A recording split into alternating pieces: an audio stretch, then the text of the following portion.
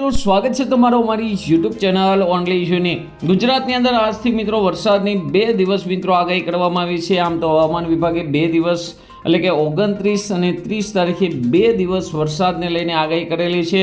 જો કે મિત્રો આજથી જ તેની મિત્રો અસર શરૂ થઈ જશે, એટલે કે વરસાદને લઈને જે આગાહી કરેલી છે તેની આજથી જ મિત્રો અસર વર્તાવાની શરૂ થઈ જશે। ઘણા વિસ્તારમાં ભેજ જોવા મળશે, ખાસ કરીને 28, 29, 30, 31, પહેલી, બીજી આ તારીખોમાં વાતાવરણની અંદર મોટો પલટો આવી શકે છે અને 29, 30 તારીખે વરસાદને લઈને પણ આગાહી કરવામાં આવી છે। અહીંયા મેપ પણ તમે જોઈ શકો છો, જેની અંદર 29 તારીખે અને 30 તારીખે કચ્છ સહિત ઉત્તર ગુજરાતની અંદર તેમજ સૌરાષ્ટ્રની અંદર પણ વરસાદને લઈને આગાહી કરવામાં આવી છે। તો હવામાન વિભાગે પણ આગાહી કરી છે, અંબાલાલ પટેલે પણ આગાહી કરી છે। અહીંયા તમે જોઈ શકો છો, જે વેસ્ટર્ન ડિસ્ટર્બન્સ હતું તે મિત્રો હવે આગળ વધી અને ખાસ કરીને પાકિસ્તાન ઉપર થઈ અને ગુજરાત, રાજસ્થાન ઉપર આવી રહ્યું છે અને સાથે સાથે અરબી સમુદ્રમાં બનેલું એન્ટી સાયક્લોનિક સિસ્ટમ આ સિસ્ટમને અસર કરશે, જેને લઈને ગરમીની અંદર પણ રાહત મળવાની છે। સાથે સાથે મિત્રો વરસાદને લઈને પણ આગાહી છે। જો વરસાદ પડશે તો ખેડૂતોને પાકની અંદર મોટું નુકસાની પણ થઈ શકે છે। જો કે હાલ મિત્રો શિયાળો પાક પૂરો થઈ ગયો છે, ઉનાળો પાકનું વાવેતર શરૂ થવા જઈ રહ્યું છે, ત્યારે આવા સમયે વરસાદ આવશે, વાતાવરણ ઠંડુ પડશે, લૂ નહીં વાય તો ઉનાળુ પાકને પણ મોટું નુકસાન થઈ શકે છે। આજના વિડીયોમાં આપણે એ જ જોવાના છે, ખાસ કરીને 29, 30 તારીખે વરસાદને લઈને આગાહી છે। તો આજથી મિત્રો 15 દિવસ સુધી કેવું વાતાવરણ છે તેને લઈને વાત કરશું। સાથે સાથે વરસાદ પડશે તો કયા કયા જિલ્લામાં વરસાદ પડશે, કેટલા ઇંચ સુધીનો વરસાદ પડી શકે છે, આ તમામ માહિતી આજના વિડીયોમાં જોશું। તો આ વિડીયોને અંત સુધી જોજો, તેમજ અમારી યુટ્યુબ ચેનલ ઓનલી ઇશ્યુ પર આપ નવા હો તો ચેનલને સબસ્ક્રાઈબ કરી દેજો, તેમજ મિત્રો આ વિડીયોને લાઈક કરી દેજો।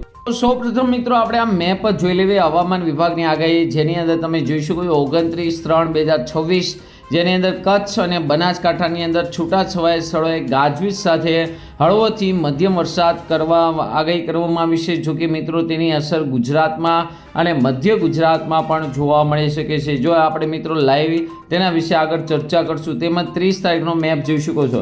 30 તારીખના મેપની અંદર કચ્છ, બનાસકાંઠા, પાટણ, સાબરકાંઠા, અરવલ્લી, મહીસાગર અને દાહોદ જિલ્લાની અંદર વરસાદને લઈને આગાહી છે, પરંતુ તે દિવસે પણ સૌરાષ્ટ્રની અંદર મધ્ય ભાગની અંદર એટલે કે રાજકોટ, અમરેલી, બોટાદ, મોરબી, સુરેન્દ્રનગરની અંદર પણ વરસાદ જોવા મળી શકે છે।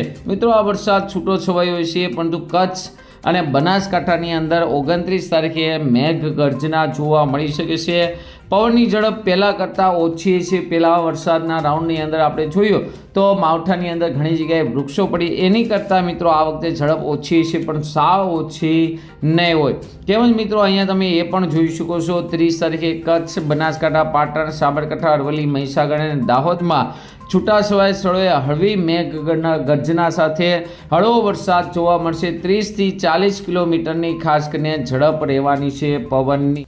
જે વાવાઝોડું મિત્રો જે સિસ્ટમ અરબ કન્ટ્રીની અંદર હતી, હવે તે ધીમે ધીમે ગુજરાત તરફ આગળ વધી રહી છે। તો આજથી જ મિત્રો જોવા જઈએ તો વહેલી સવારે જ મિત્રો ભેજ જોવા મળી શકે છે, ખાસ કરીને પૂર્વ થોડીક પશ્ચિમ કાંઠાની અંદર એટલે કે કચ્છ સહિત બનાસકાંઠા, કચ્છ, દ્વારકા, જામનગર, પોરબંદર, વેરાવળનો કેટલોક ભાગ છે, ગીર સોમનાથ, જૂનાગઢનો કેટલોક ભાગ છે। તો આ વિસ્તારોની અંદર વહેલી સવારથી જ મિત્રો ખાસ કરીને ઝાકળ વરસાદ જોવા મળી શકે છે અને બપોર પછીની જો વાત કરવામાં આવે તો અહીંયા મેપ જોઈ શકો છો, બપોર પછીની અંદર ઘણા ખરા વિસ્તારોમાં હળવોથી લઈને મધ્યમ વરસાદ પણ જોવા મળી શકે છે। અહીં તમે જોઈ શકો છો બપોર પછી આપણને મિત્રો ખાસ કરીને સૌરાષ્ટ્રની અંદર વરસાદ આવે તેવા ઘાટા વાદળો પણ જોવા મળી શકે છે। જો કે વરસાદને લઈને ખૂબ જ ઓછી આગાહી છે, પરંતુ 29 તારીખે આ સિસ્ટમ આપણને નહીં છોડે। 29 તારીખનો મેપ અહીંયા તમને મિત્રો બતાવી દેવી, જેથી તમને વધુ ખ્યાલ આવે।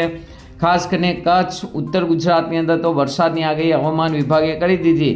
આ સિવાય જામનગર, તેમજ અમરેલી અને રાજકોટની અંદર પણ તમે જોઈ શકો છો વરસાદને લઈને આગાહી કરવામાં આવી છે. તો અહીંયા તમે જોઈ શકો છો જ્યાં જ્યાં ભેજનું પ્રમાણ દેખાઈ રહ્યું છે, વધારે ભેજ દેખાઈ રહ્યો છે, આ વિસ્તારોની અંદર તમે જોઈ શકો છો વરસાદની પૂરેપૂરી શક્યતા રહેલી છે. એટલે કે જ્યાં જ્યાં પવનની ઝડપ મિત્રો અહીંયા તમે જોઈ શકો છો, જ્યાં જ્યાં આવી રીતે બ્લુ કલર એટલે કે ભેજનું પ્રમાણ વધે ત્યાં મિત્રો વાદળો છે જોવા મળવાના છે. એટલે કે વરસાદની પૂરેપૂરી શક્યતા છે 29 તારીખે છે.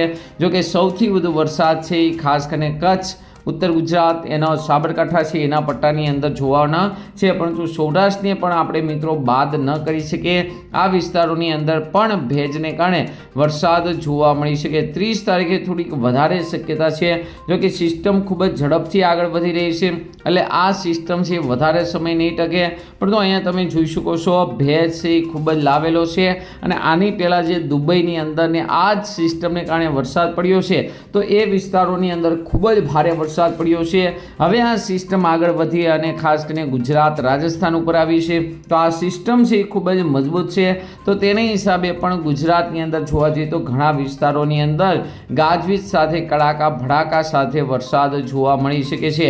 અને આ સિસ્ટમ વિન્ડી એપ્લિકેશન પ્રમાણે જોવા જઈએ તો માત્ર કચ્છ અને સૌરાષ્ટ્ર, ઉત્તર ગુજરાતમાં નહીં પરંતુ મધ્ય ગુજરાત, દક્ષિણ ગુજરાતની જે બોર્ડર એરિયા છે મહારાષ્ટ્ર, મધ્યપ્રદેશને અડીને એ જિલ્લાઓની અંદર પણ વરસાદને લઈને પૂરેપૂરી શક્યતા જોવા મળી રહી છે.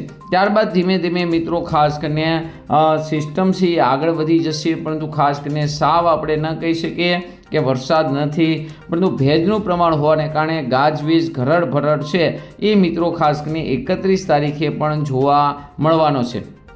ઉપરી વેસ્ટર્ન ડિસ્ટર્બન્સ આવી રહ્યા છે, અને તેની હિસાબે મિત્રો જોવા જઈએ તો ગુજરાતની અંદર વાતાવરણની અંદર સતત મિત્રો પલટો આવી રહ્યો છે. અહીં તમે જોઈ શકો છો જે વેસ્ટર્ન ડિસ્ટર્બન્સ હિમાલય તરફ જવા જોઈએ, આ વેસ્ટર્ન ડિસ્ટર્બન્સ છે એકદમ નીચલા લેવલે ગુજરાત તરફ થઈ અને મિત્રો બંગાળની ખાડી ઉપર થઈ અને આગળ વધી રહ્યા છે.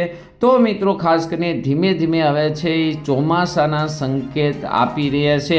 એટલે કે વાતાવરણની અંદર ખૂબ જ ઝડપથી બદલાવ પણ જોવા મળી રહ્યો છે. જો કે વારંવાર માવઠા આવશે અને ખાસ કરીને વાતાવરણની અંદર કોઈ પણ આવો નવો ફેરફાર નહીં થાય, તો ખાસ કરીને આગામી સમયમાં આગામી ચોમાસા ઉપર પણ તેની ખરાબ અસર જોવા મળતી હોય છે.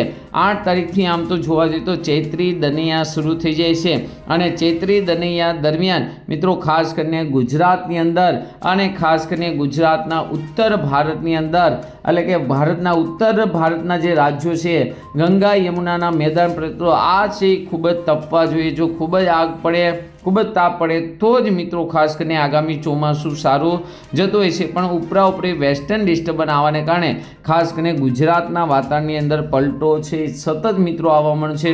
જો કે ભેજનું પ્રમાણ પણ વધતું જાય છે, જેને લઈને ગરમીનો પાળો પણ હવે ધીમે ધીમે બફારાનું પ્રમાણ વધતા લોકોની અંદર અકળામણ પણ જોવા મળવાની છે. તો ફરી એક વખત મિત્રો 28 અને 29 આ 2 તારીખે વરસાદને લઈને મોટી આગાહી છે. જો કે 31 તારીખે અને આજના દિવસે પણ ક્યાંક ક્યાંક એકાદ 2 વિસ્તારમાં વરસાદ જોવા મળી શકે છે. મિત્રો તમારા વિસ્તારમાં કેવું વાતાવરણ છે જરૂરથી અમને કોમેન્ટમાં જણાવજો. આજના વિડીયોમાં આટલું જ. અસ્તુ. જય હિન્દ, જય ભારત.